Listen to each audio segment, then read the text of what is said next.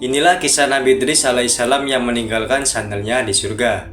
Sebelum kalian nonton video ini, jangan lupa dukung channel ini dengan cara subscribe, like, dan share video ini. Di sini ya guys. Salah satu dari seorang nabi dikisahkan pernah merasakan kenikmatan surga hingga tanpa sengaja meninggalkan sandalnya. Nabi tersebut adalah Nabi Idris alaihissalam. Bagaimanakah kisah dari Nabi Idris alaihissalam meninggalkan sandalnya di surga? Jangan kemana-mana, tetaplah di sini bersama Zaid dan Syatir. Nabi Idris merupakan salah satu nabi dan rasul yang memiliki mukjizat atau kejadian luar biasa. Salah satunya Nabi Idris alaihissalam menjadi satu-satunya nabi yang diangkat ke langit keempat untuk melihat indahnya surga.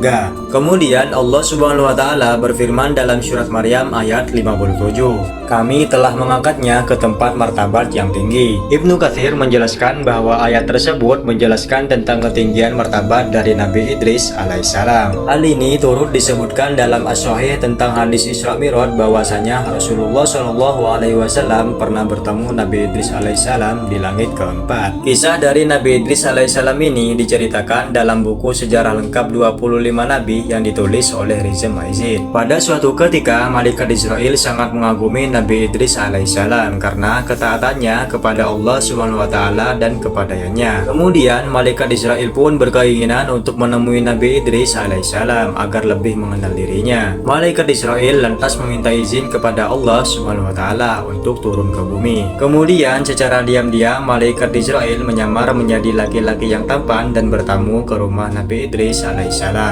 Lalu Nabi Idris alaihissalam mempersilahkan tamunya yang mengetuk pintu rumahnya untuk masuk ke dalam rumah. Sesampainya di dalam rumah, malaikat Israel pun mengungkapkan kepada Nabi Idris bahwasanya dirinya ingin mengenal lebih dekat dengannya. Kemudian Nabi Idris alaihissalam lantas mengajak malaikat Israel untuk menginap di rumahnya. Kegiatan di dalam rumah tersebut tidak banyak dihabiskan untuk berbincang-bincang, melainkan dihabiskan untuk terus beribadah kepada Allah Subhanahu wa taala. Kemudian malaikat Israel pun diajak makan oleh Nabi Idris alaihissalam, yang kemudian dia tolak dengan alasan dirinya ingin melanjutkan untuk beribadah kepada Allah Ta'ala.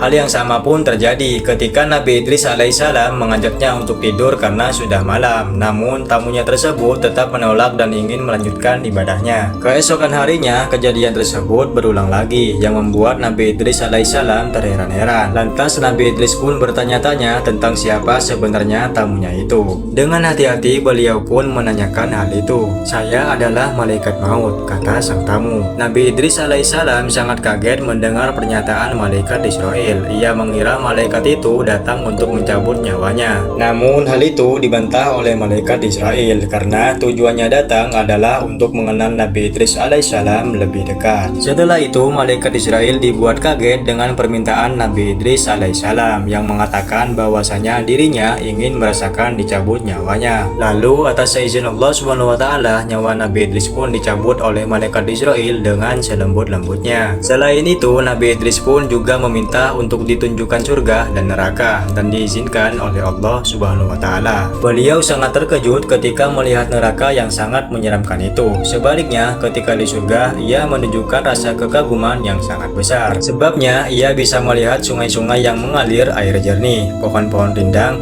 buah-buah yang lezat, serta pemandangan indah lainnya. Berkali-kali dirinya mengucapkan subhanallah, subhanallah, subhanallah. Beliau juga menunjukkan rasa syukurnya terhadap apa yang dirasakan dan dilihatnya sambil terus terucap alhamdulillah, alhamdulillah. Saat sudah waktunya keluar dari surga, beliau teringat bahwasanya sandalnya masih tertinggal di dalam surga. Beberapa sumber menyebutkan sandal Nabi Idris alaihissalam berada di bawah pohon yang rindang. Lalu dirinya masuk lagi untuk mengambilnya. Selang beberapa saat kemudian, malaikat Israel kebingungan karena Nabi Idris tidak segera keluar dari sana. Ternyata Nabi Idris alaihissalam tidak ingin meninggalkan surga Allah Subhanahu wa taala tersebut dan ingin tetap berada di sana. Atas izin Allah taala, akhirnya Nabi Idris alaihissalam diperbolehkan oleh Allah taala untuk tetap tinggal di surga keempat tanpa menunggu datangnya hari kiamat. Sejumlah riwayat menyebutkan bahwasanya Nabi Idris alaihissalam dicabut nyawanya oleh malaikat Israel di langit keempat. Wallahu a'lam bishawab. Semoga kisah ini dapat meningkatkan iman kita kepada Allah Subhanahu wa taala.